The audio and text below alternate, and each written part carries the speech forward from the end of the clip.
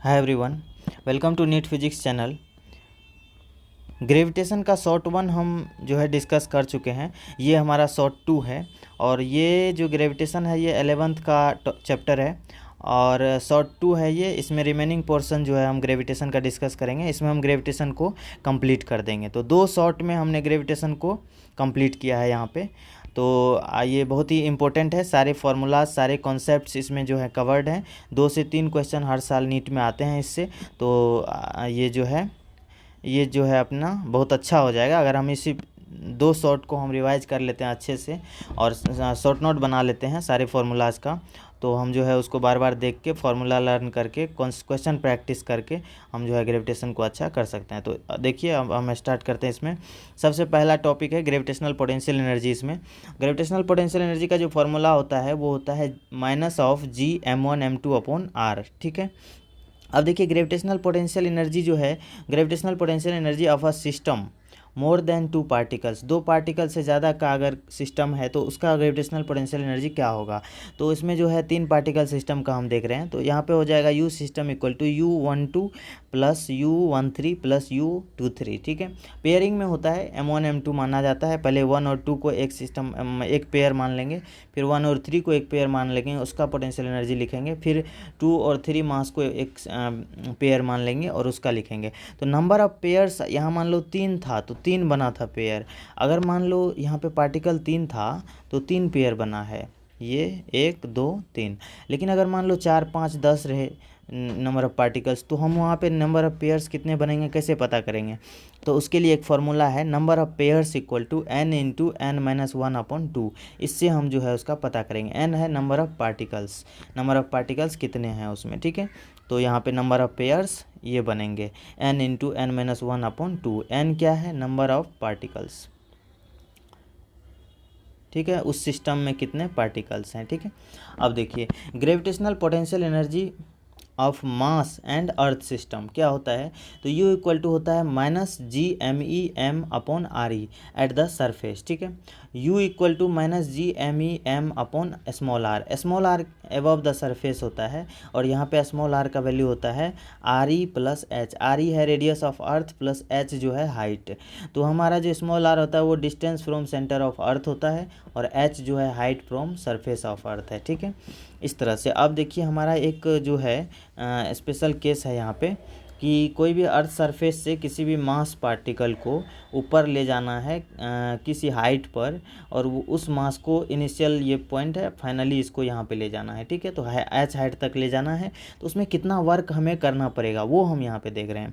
तो वो वर्क का फॉर्मूला होता है mgh/1 प्लस h/re। ठीक है। तो इस तरह से हमारा ये फार्मूला है। अब मान लीजिए ये कहाँ से आया, तो ये आता है हमारा पोटेंशियल एनर्जी से।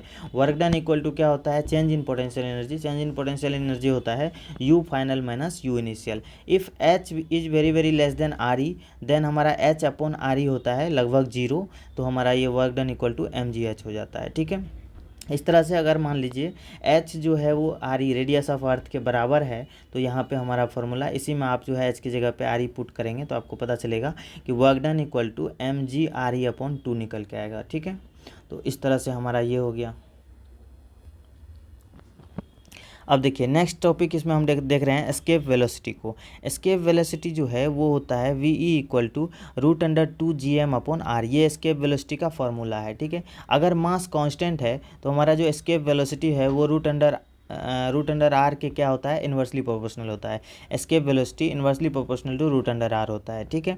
अब देखिए g जो है हमारा acceleration due to gravity, g equal to होता है gm/r² और gm इक्वल टू हो जाएगा gr²। तो यहाँ पे अगर आप gm का वैल्यू पुट करेंगे तो आपका एस्केप वेलोसिटी का एक और फार्मूला निकल के आता है √2gr। ठीक है। अब यहाँ पे g अगर कांस्टेंट है तो v एस्केप जो है वो डायरेक्टली प्रोपोर्शनल टू √r होगा। g कांस्टेंट नहीं भी रहता है, हम पढ़ चुके हैं शॉर्ट वन में कि जो है डिफरेंट हाइट पे डिफरेंट डेप्थ पे जो है शेप ऑफ अर्थ के कारण, रोटेशन ऑफ अर्थ के कारण क्या होता है, जी चेंज होता रहता है। तो अगर मान लीजिए जी सेम है तब हमारा ये जो है v escape directly proportional to √r होता है। ठीक है। At the height above surface of planet, वहाँ पे वी एस्केप कितना होगा, वो होगा √2gm/r+h। ठीक है। अब देखिए escape velocity does not depend on, पहला mass of body which is projected. ठीक है, मास उस बॉडी के मास पर डिपेंड नहीं करता है जिस बॉडी को हम प्रोजेक्ट किए हैं, फेंके हैं। ठीक है। एंगल ऑफ प्रोजेक्शन पर भी डिपेंड नहीं करता है। ठीक है, तो इस दो चीज़ पे डिपेंड नहीं करता है, अपने को ये याद रखना है डायरेक्ट। ठीक है, थ्योरेटिकल क्वेश्चन बन सकता है यहाँ से। अब देखिए नोट में हम एक पॉइंट देख रहे हैं कि at the surface of earth हमारा जो एस्केप वेलोसिटी होता है वो 11.2 किलोमीटर/सेकेंड होता है। यही जो हमारा एस्केप वेलोसिटी का फॉर्मूला है √2gm/r, यहाँ पे आप मास ऑफ अर्थ रखें, रेडियस ऑफ अर्थ रखें, तो आपको मिलेगा 11.2 किलोमीटर/सेकेंड। ठीक है, तो escape velocity equal to √2gme/re, जी का वैल्यू रखिए, me का वैल्यू रखिए, re का वैल्यू रखिए, तो आपको जो है यहाँ पे 11.2 किलोमीटर/सेकेंड निकल के आएगा। उसी तरह से at the surface of moon जो है वो हमारा एस्केप वेलोसिटी होता है 3.21 किलोमीटर/सेकेंड। ठीक है। अब देखिए एस्केप एनर्जी क्या होता है, एस्केप एनर्जी होता है काइनेटिक एनर्जी के इक्वल। ठीक है, काइनेटिक एनर्जी होता है ½ mve²। ठीक है, यहाँ पे एस्केप वेलोसिटी का चर्चा हो रहा है तो यहाँ पे हम v को रखेंगे यहाँ पे। ठीक है, अब देखिए और ये यहाँ पर जब आप v को रखेंगे तो आपका वैल्यू निकल के आएगा gmm/r। ठीक है, उसके बाद एस्केप वेलोसिटी, इस तरह से आप देखिए कि एस्केप एनर्जी जो है वो minus of gravitational potential energy है, minus of gravitational potential energy है। ठीक है, इस तरह से अब हमारा दूसरा टॉपिक है यहाँ पे ग्रेविटेशनल पोटेंशियल। ठीक है, ग्रेविटेशनल पोटेंशियल को देखिए कि वर्क डन करने में किसी भी इनफाइनाइट से किसी पॉइंट पी तक लाने में जितना वर्क डन हमें करना पड़ता है उसको क्या बोलते हैं, पोटेंशियल एनर्जी। ठीक है, और उसको आप मास से डिवाइड कर दीजिए तो आपका आ जाएगा ग्रेविटेशनल पोटेंशियल। ठीक है, तो इसी तरह से आप इसमें डाटा पुट करने के बाद आता है -gm/r। ठीक है, और इसी को क्या बोलते हैं, u पॉइंट p पे /m। तो इस तरह से हमारा जो है ये ग्रेविटेशनल पोटेंशियल का फॉर्मूला निकल के आता है -gm/r J/kg, और v gravitational potential equal to आप बोल सकते हैं कि potential energy, gravitational potential energy upon mass. ठीक है, पोटेंशियल ग्रेडियंट होता है dv/dr। अब देखिए relation between potential gradient and field intensity, तो वो होता है इंटेंसिटी इक्वल टू -dv/dr या निगेटिव ऑफ पोटेंशियल ग्रेडियंट। ठीक है, अब देखिए यहाँ पे आप इंटीग्रेट करें बोथ साइड तो यहाँ पे आपको मिलेगा कि dv/i/dr, तो बोथ साइड इंटीग्रेशन करें तो यहाँ से आप जो है किसी भी पोटेंशियल वगैरह जो भी पूछा होता है अननोन उसको आप निकाल सकते हैं। ये बहुत ही इंपॉर्टेंट फार्मूला है। ठीक है, लिमिट जो है यहाँ पे v1 v2 रखेंगे, यहाँ पे r1 r2 रखेंगे, i/dr है, dv का इंटीग्रेशन इक्वल टू i/dr का इंटीग्रेशन। ठीक है, अब देखिए gravitational potential due to hollow sphere, hollow sphere और सॉलिड स्फीयर का यहाँ पे हम डिस्कस करेंगे, उसका ग्रेविटेशनल पोटेंशियल देखेंगे। तो देखिए सबसे पहले जो हमारा ये आउटर साइड है, आउटसाइड हम देख रहे हैं कि small r greater than capital R है, मतलब रेडियस ऑफ स्फीयर से ज़्यादा है स्मॉल r, इसका मतलब पॉइंट जो है हमारा वो आउटसाइड द स्फीयर है। तो v आउट क्या होता है, -gm/r। ठीक है, यहाँ पे r² नहीं होता है, सिर्फ r होता है। पोटेंशियल एनर्जी में भी सिर्फ r हुआ करता था। ठीक है, तो अब देखिए अगर small r equal to capital R है, मतलब कि सरफेस पर है हमारा पॉइंट, तो सरफेस पर है तो हमारा v सरफेस होता है -gm/R। अगर मान लीजिए पॉइंट हमारा इनसाइड है, तो इनसाइड है तो हमारा जो v इनसाइड है वो होगा -gm/R। यहाँ पे v सरफेस इक्वल होता है v इन के, मतलब कि आप जो है पूरे सरफेस से अंदर जाते जाइए सेंटर तक जाइए, यहाँ पे आपको पोटेंशियल क्या मिलेगा, सेम। ठीक है, ये होलो स्फीयर का बात हो रहा है। ग्राफ का बात करें तो देखिए यहाँ पे ग्राफ एक वाई एक्सिस पे हमारा पोटेंशियल को रखा गया है और एक्स एक्सिस पे आर को रखा गया है, डिस्टेंस को। तो इस तरह से हमारा जो है इनसाइड पोटेंशियल सेम है -gm/r सरफेस तक। ठीक है, और फिर सरफेस के बाद जो है आउटसाइड क्या हो गया है, ये इस तरह का ग्राफ बन गया है। यहाँ पे डिपेंडेंसी जो है वो I inversely proportional to r² होता है, और ये I आउट का बात कर रहा है, इन्वर्सली प्रोपोर्शनल टू r² नहीं r होता है। ठीक है, तो ये हमारा यहाँ पे कंप्लीट होता है। स्मॉल r जो है यहाँ पे distance from the centre of sphere होता है। ठीक है, अब देखिए नेक्स्ट जो यहाँ पे हमारा है टॉपिक वो है gravitational potential due to solid sphere. Solid sphere में भी सेम है, आउटसाइड -gm/r, सरफेस पे -gm/R, लेकिन इन साइड में जो है यहाँ पे कुछ स्पेशल होता है। तो v इनसाइड इक्वल टू हमें याद करना अच्छे से -gm/2 2 capital R cube into 3 capital R square minus small r square, ठीक है। इस फॉर्मूले को हमें याद रखना है। अब देखिए at centre small r equal to 0 हो जाएगा, तो यहाँ पे जो सेंटर पे अगर आप यहाँ पे स्मॉल r का वैल्यू 0 रखेंगे तो आपको सेंटर पे मिलेगा -3gm/2r, ठीक है। इस तरह से आप ग्राफ देखें तो यहाँ पे y एक्सिस पे पोटेंशियल को रखा गया है और x एक्सिस पे r को रखा गया है। इस तरह से हमारा जो है यहाँ पे ग्राफ आया है और ये -3gm/r जो है ये हमारा सेंटर पर है, जहाँ पे स्मॉल r क्या है 0। और इस तरह से उसके बाद जो हमारा इस पॉइंट पे जब सरफेस पे जहाँ पे स्मॉल r क्या है इक्वल टू कैपिटल R, वहाँ पे -gm/R है। और उसके बाद इन साइड हमारा जो है ये है और इन साइड हमारा ये होता है, ठीक है। उसके बाद जो है आउटसाइड हमारा ये होता है ग्राफ, ठीक है। तो इस ग्राफ को हमें याद रखना है, ठीक है। उसके बाद देखिए नेक्स्ट, अब नेक्स्ट यहाँ पे हम डिस्कस कर रहे हैं different parameters of satellite motion, ठीक है।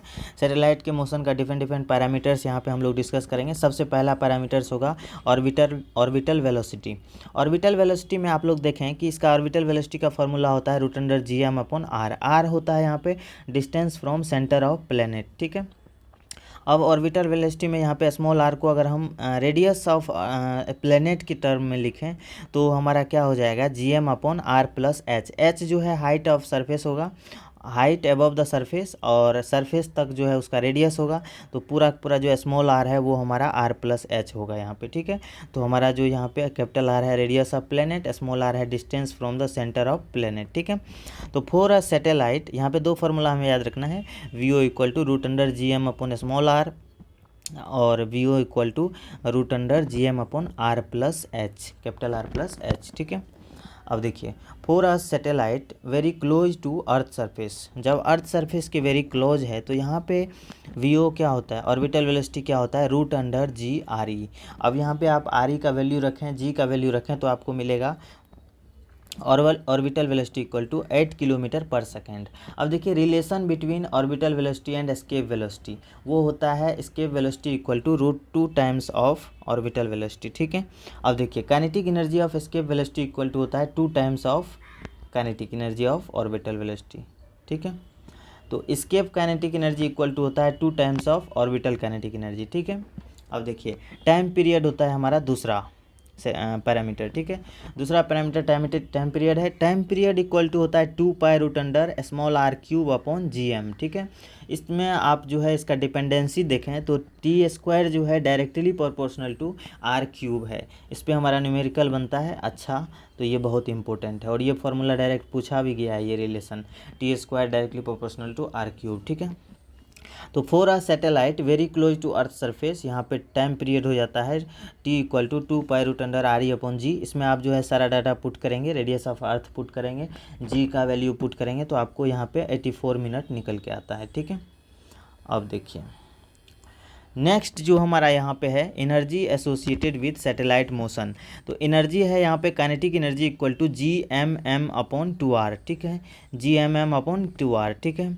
उसके बाद देखिए एंगुलर मोमेंटम होता है L = mv ऑर्बिटल × r, ठीक है। पोटेंशियल एनर्जी होता है -gmm/r, potential energy equal to होता है -gmm/r + h, ठीक है। और स्मॉल r जो है वो होता है distance from centre of planet और कैपिटल R क्या होता है रेडियस ऑफ प्लेनेट, ठीक है।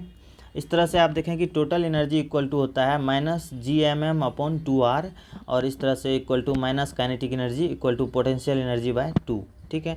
तो ये रिलेशन हमें याद रखना है। उसके बाद ये ग्राफ याद रखना है हमको कि जो ये पहला ग्राफ है ये है काइनेटिक एनर्जी का, और ऊपर क्यों है क्योंकि काइनेटिक एनर्जी नेवर भी नेगेटिव, काइनेटिक एनर्जी ऑलवेज भी पॉजिटिव, ठीक है। तो इसलिए काइनेटिक एनर्जी का ग्राफ ऊपर होगा। उसके बाद जो है नीचे है टोटल एनर्जी, तो आगे वाला जो है ये है पोटेंशियल एनर्जी का और इसके पीछे क्या है टोटल एनर्जी का। तो ये ग्राफ एज इट इज़ हमें याद रखना है, ठीक है। उसके बाद देखिए यहाँ पे if total energy equal to negative तो इसका मतलब है कि सिस्टम जो है बाउंडेड है, ठीक है, ऑर्बिट जो है बाउंडेशन में है, ठीक है। और अगर टोटल एनर्जी पॉजिटिव है या 0 है तो इसका मतलब सिस्टम अनबाउंडेड है, ठीक है। बाइंडिंग एनर्जी इक्वल टू होता है मैग्नीट्यूड ऑफ टोटल एनर्जी और वो होता है gmm/2r, ठीक है। अब देखिए work done in changing orbit of satellite या to shift the satellite from one orbit to other orbit, ठीक है। तो इसमें हमारा जो वर्क डन होता है वो कितना होता है, वो होता है Gmm/2 into 1/r initial minus 1/r final, ठीक है। अब देखिए इसमें हमारा जो है एलिप्स है, एलिप्स का केस है r maximum upon r minimum equal to 1 + e/1 - e, और ये ई क्या होता है यहाँ पे इसेंट्रिसिटी होता है, ठीक है। अब देखिए यहाँ पे Kepler's law of planetary motion है। केपलर्स लॉ में जो है हम 3 लॉ देखेंगे। पहला लॉ जो है वो है लॉ ऑफ ऑर्बिट्स। इसमें हमारा ए जो है ये होता है मीन डिस्टेंस, ए होता है r minimum plus r maximum upon 2, और सेकेंड लॉ हमारा बताता है लॉ ऑफ एरिया को, और इसमें बोलता है कि एरिया इक्वल होना चाहिए, ठीक है। तो T1 = T2, area T thickness को डिपेंड यहाँ पे डिनोट कर रहा है, और A1 = A2 हो जाएगा, ठीक है। तो dA/dt = L/2m = कांस्टेंट, और इस तरह से अगर हम COAM लगाते हैं तो LP = LA होता है। ये P और A है हमारा एपोजी और पेरिजी। एपोजी जो है हमारा ये पॉइंट होता है, यहाँ पे मान लीजिए अगर सन है तो यहाँ पे अगर सन है तो ये पॉइंट हमारा एपोजी है, और ये पॉइंट हमारा पेरिजी है, ठीक है। पेरिजी P से पास, P से पेरिजी, ठीक है। A से अवे दूर, और A से अपोजी, तो ये इस तरह से हम याद रख सकते हैं।